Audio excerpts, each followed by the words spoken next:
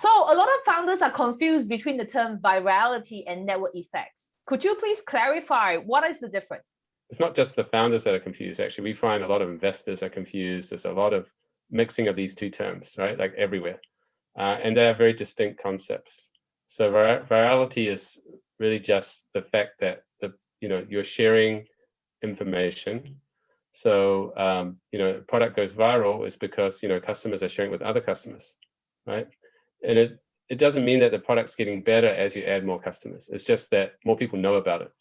And with network effects, remember the definition is the product gets better as you have more customers, right? And so that's a very key distinction. What I would add also, another way to sort of drive home this point is pretty much with clever marketing and social media, pretty much any product can go viral.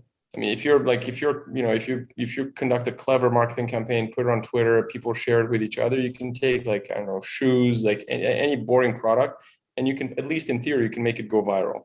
But again, not every product has network effects, right? I mean, the fact that it goes viral just simply means people, like a lot of people find out about it because, you've conducted a very clever marketing campaign and people are incentivized to tell each other about it. That's great. Network effects is, it's actually a little bit more difficult. It has this requirement that actually the value of the product is higher when more people use it. So an interesting observation is like the products that do have network effects, there's some inherent virality. Like let's say if I join a new social network, I have every incentive to tell all my friends about it because I'd prefer that my friends join the same social network so I can interact with them. But it doesn't go the other way again. Like a lot of products can go viral, but without having any network effects. And that's probably why these two concepts do get confused, because when they do have clear direct network effects, like something like Facebook, it has a very strong network effect. The more people on there, the more valuable it is for those users. It also tends to have that virality feature, right? That people share it because they want to tell their friends and their relatives to get on Facebook so that they can connect with them. So, because of the network effect, they share it. And so it has virality as well. And so it sort of, has both features, and that's why people get confused. But in terms of like, from a business point of view, you might ask which one's better. Is it better to have virality or network effects?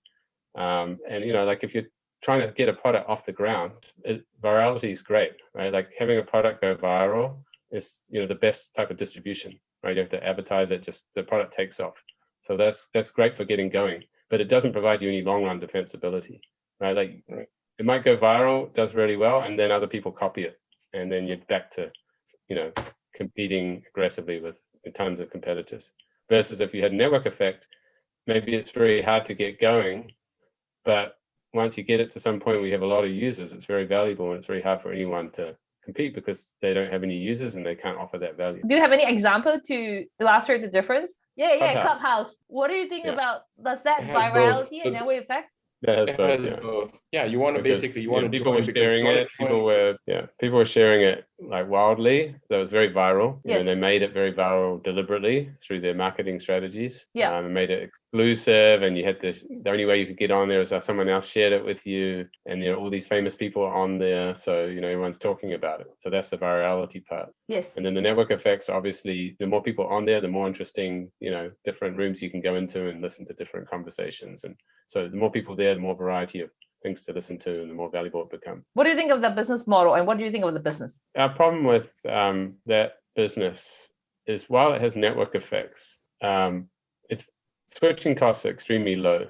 And basically, if I want to set up a competitor, and a bunch of companies have, right? Like Twitter has introduced a competing product, Facebook's introducing competing product. They're all, there's a bunch of competitors already. Why do I have to stick with Clubhouse?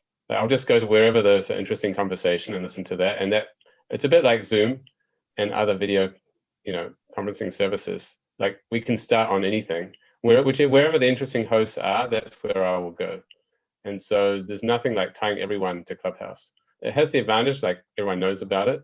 So there's some benefit, but it's not a very strong defensible position. So actually, it has no barrier to entry. It has no defensibility itself. It has no unfair advantage, but it has great virality in the beginning of how they started, isn't it? Make sure we don't get confused. So Clubhouse definitely has both. So they have network effects and they have virality. I think the point we're making is like in this particular case, the network effects are not are not very defensible, because you can take, because there are others. But if the question is like, this is not an illustration of the difference between virality and network effects. And that has to do with the fact that switching costs are very low, that people can move around these things without being tied to one or the other, right? So the more important thing is really about finally actually having those defensibility itself, right? Yes. Yeah. And that's why that having depends this... on that depends on the type of network effects and the exact, we have to go into the features of the network effects, and not all network effects are equal. There are different types of network effects, and